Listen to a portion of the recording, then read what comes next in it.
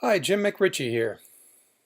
I'm the publisher of a site called Corporate Governance on the internet at corpgov.net. Been active since 1995.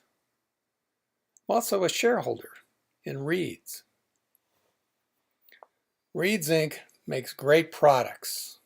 One of them is this Reeds Ginger Brew. I got hooked on this years ago. Fantastic product. Great snappy ginger taste, clean, fresh. It only has 37 grams of sugar. Now that's not a whole lot compared to most sodas, but who needs hardly any sugar? Sugar often results in kind of up and down energy swings, which reminds me a little bit of Reeds Inc. Reeds Inc. has had a lot of ups and downs in the stock price over the years. But enter Reeds Kombucha. See if I can get this on the screen. Here's a product that could bring consistent profitability to Reeds with the right board of directors.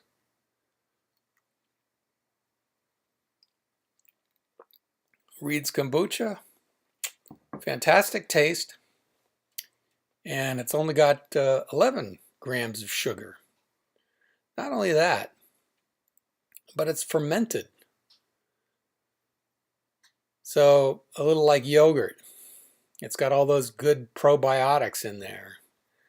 So not only is it low in sugar, but it's good for you. Not good for you, but great for you. How many other sodas can say that? Fantastic product. I want Reeds the company to be as healthy as Reeds Kombucha. So I wrote to Reeds asking about various governance provisions. No response. That was surprising and really disappointing, since they were prompt in responding to previous emails. For example, I long ago suggested make kombucha, and they responded saying, "We're working on it, should be out soon." Then I wrote suggesting they make a kombucha with coconut water and ginger. Both have great properties. Both are on the shelves at lots of health food stores, but not in this kind of combined, very healthy form. They thought, great idea, and told me so. Then I asked them, where can I find Reed's Kombucha in Sacramento or near Sacramento? They wrote back, give me a list.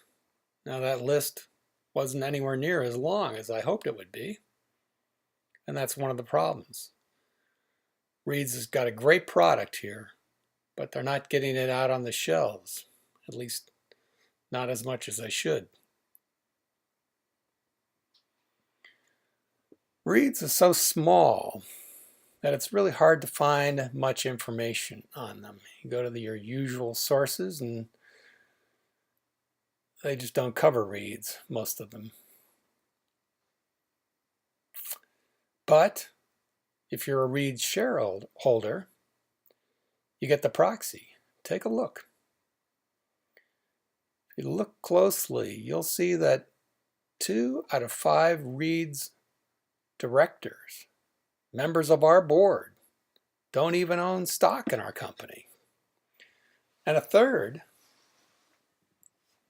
well, he owns, I think it's about 9,600 shares. Now he does own shares, but it's not a whole lot. Think about it. He's a director. He's going to 10 board meetings at Reeds every year. 9,600 shares. That's not a whole lot. And think about those other board members that don't own any shares. And then also take a look You'll find this information in the proxy. How much does Reed's pay its board? Well, one of those board members is paid $750. 10 meetings. That's $75 a meeting. And one of those board members didn't show up. I think the proxy says he didn't show up to at least 75%, something to that effect. Something that tells us that he showed up at less than 75% of the board meetings. Did he show up at 10% of the board meetings? 74% of the board meetings? We don't know. Well, if you're only paid $750 and you don't own any shares in Reed's, maybe you don't have a whole lot of incentive to show up at those board meetings. But board members have a legal fiduciary duty. Well, I think those board members that own so little stock, they're missing a great opportunity. Reed's makes great products, and it could be a great company with committed members on the board. Frustrated,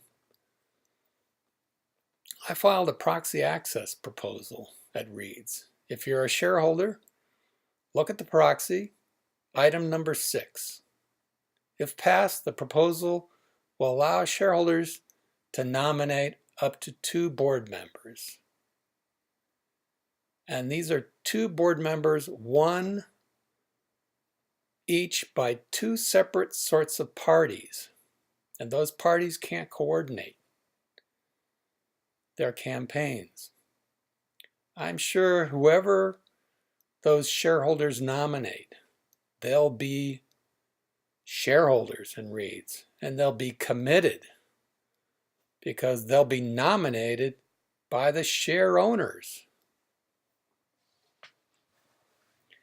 Even if share owners nominate and elect 2 board members, which will be very difficult since insiders own about 35% of Reed's.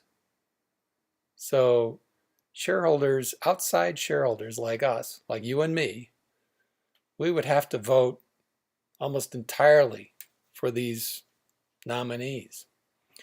And even if these nominees get elected to the board, if it's 1, that's 1 person out of 5. If it's 2, that's 2 out of 5. Either way, they won't be able to move any agenda without convincing incumbent board members. So basically what I'm asking for is a voice for shareholders on the Reed's board. Shareholders who aren't insiders. Yes, Chris Reed, he knows how to make great products, but I think he needs help when it comes to running the board. For more information on my proxy access proposal, go to my website at corpgov.net. Enter Reed or Reed's into the search function at the top right. You'll find articles on Reed's.